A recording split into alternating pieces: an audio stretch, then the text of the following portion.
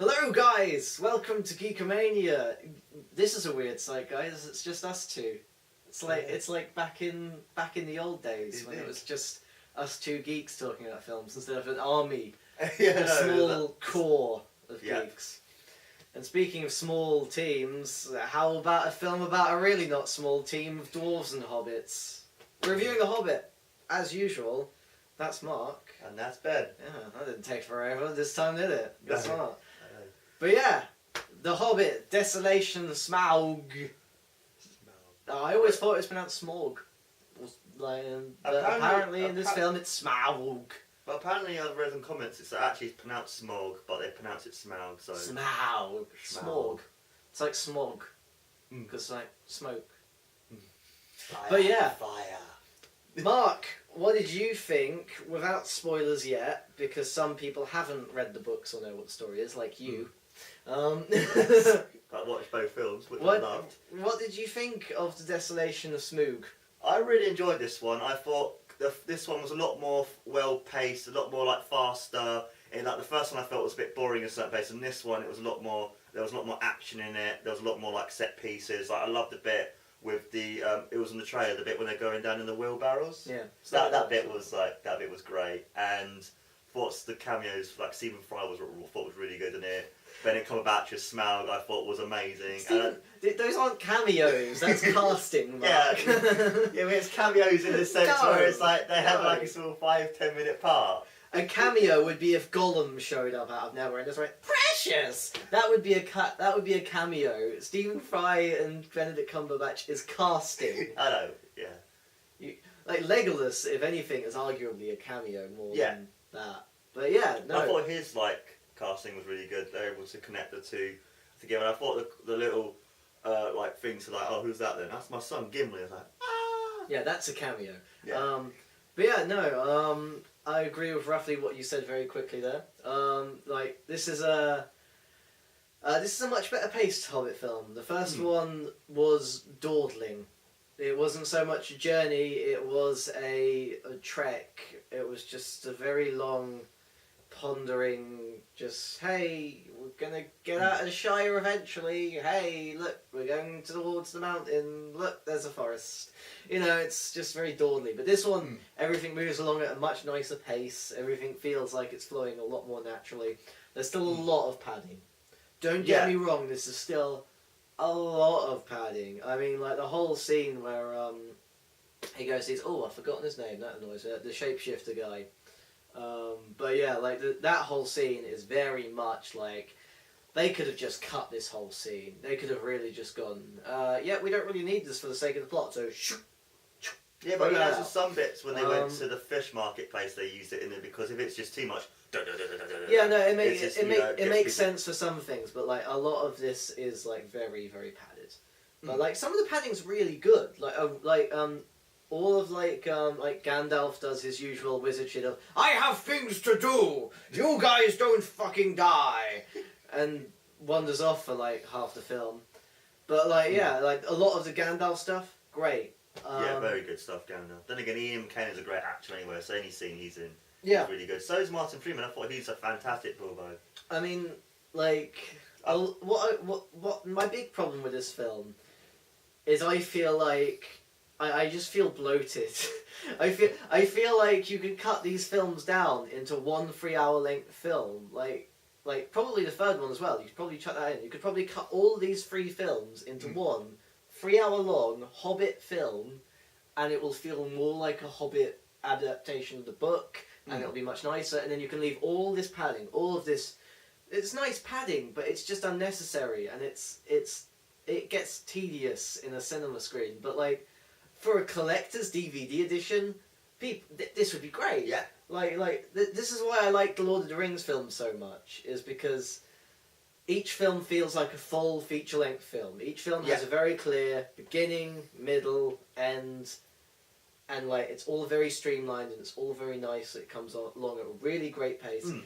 And then you have the extended editions, which just add all these little juicy nuggets in between, which you can sample when you have this luxury of time. You can do that. You can't. It's the other way around with this.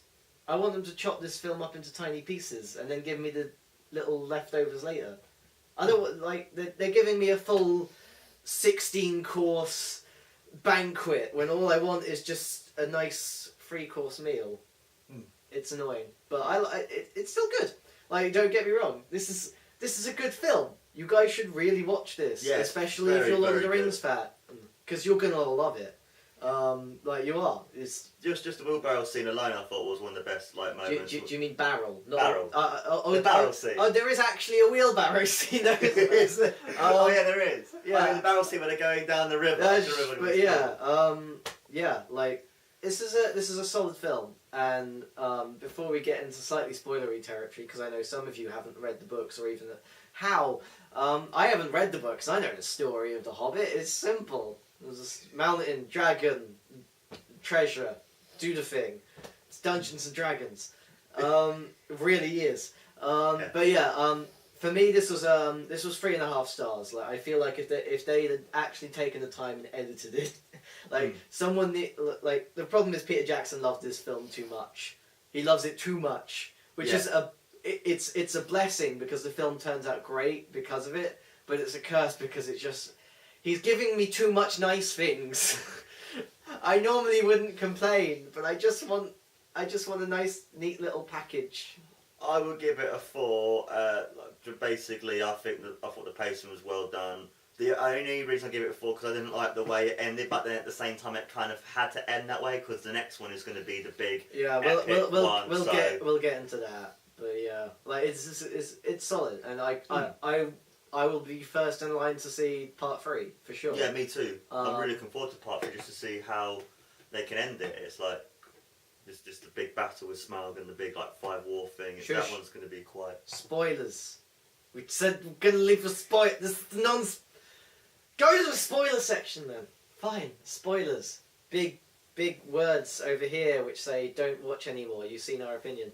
But yeah. So my big problem with this. That was such a blue balls ending. Jesus Christ. I mean, like, I know when you're adapting The Hobbit, which is an intensely short book. Yes. Like, there's not a lot left in the book. There really isn't. Like, there's obviously, like, your conclusion with Smaug.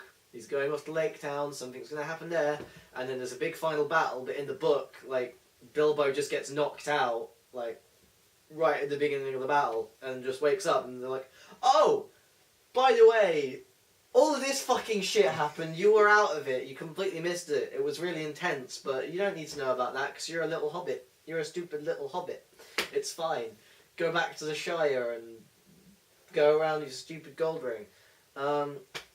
But yeah, it's such a blue balls ending, because, like, you have Smaug, and you have these great sequences of Smaug, like, the scenes with Bilbo and Smaug, where it's just those two talking, are wonderful. They are really very good. Like, that's one of the few times where it sounds like the book, because, like, there are direct quotations, you know, the whole, my teeth are swords, my fangs are spears, my wings are hurricanes. Like, that's all directly taken from the book, and it's like the whole meter and the whole timing of this film suddenly just slows down and becomes very nice, and like it's like the Gollum scene. Yes. The first one. It's exactly the same. Like, that's when these films shine.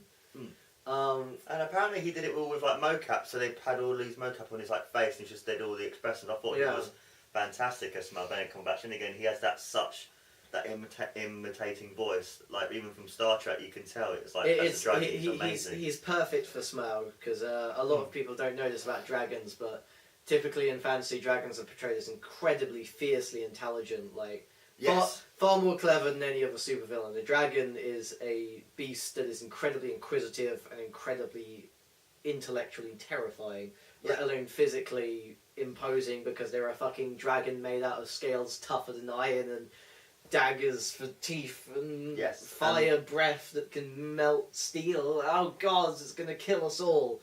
And it's annoying because, like, in that final action scene you have I noticed this, like, you have that big old scene where it's just Smaug and Bilbo dissecting each other with words, and it's beautiful.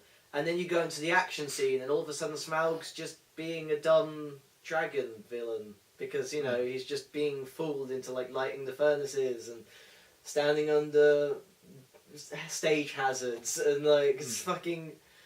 You have dragons aren't that shit dumb. Smaug is not a fucking retard. He's clever. He's calculating. He's manipulative. He's fierce. He's not gonna just let Thorin stand on his nose and go, "Well, hi, Thorin. I could eat you right now or just swat you off with my claw, but I'm not going to because the plot set the script's right in front of me and it's saying I don't kill you yet." So it's annoying. It's because like you have this dichotomy of like the tone is a lot more consistent. Like that was my big problem with the first Hobbit film. Yeah. It felt like a weird mishmash between someone trying to make a Hobbit film for kids and someone trying to make a Hobbit film for Lord of the Rings fans, and it never quite achieved the balance. This feels a lot more like a Lord of the Rings film. Like it feels a lot better. Like you have a lot less of the dumb comedic notes. Yeah. But you still got remnants of that, and it just sours it a little for me. Like it's still a nice action scene, but it's too much CG action.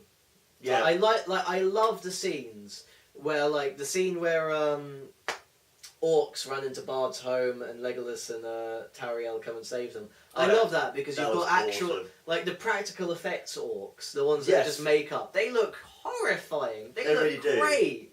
If I was a 5-year-old kid watching that, I would be shitting bricks. Holy hell! I just like no, just kill him, Legolas, shoot him in the face, chop his head off, don't. Like it's great, but then you have all the stupid like CG scenes and the fucking epic wheelbarrow to save everyone.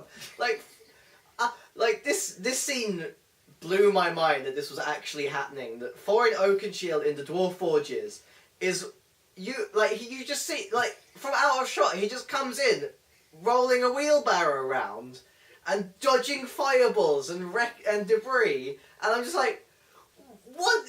Why is there a wheelbarrow scene? Why is this dwarven wheelbarrow suddenly the saviour that stops Smaug the dragon? What? It's confusing and comical and dumb, and it's annoying. But it's strangely hilarious. Yes. But yeah, I like this film a lot. It has a lot of problems, but most of those are just things that could have been cut out in an edit. I really want someone, like a fan, to just edit these films together and make a great film out of it instead of these bloated films. I thought the bit with the talking about spoilers more. The bit with the spider was really cool when Bilbo got out the spider web and he put the ring on. You can like hear the spiders like talking to each other. I thought that was really clever, and same bit with the Smaug bit I thought was really cool, and the bit with the barrel going down the river and how was Sting really gets good. its name, and it's all very nice. But yeah, it's a great film, and you really should watch it. Yeah, definitely should watch it. It's a great film. And you know, most of the times when you're these days when you're going to the cinemas, you don't really get your money's worth. This film you're getting your money's worth. Jesus Christ, you are getting way more than you paid for.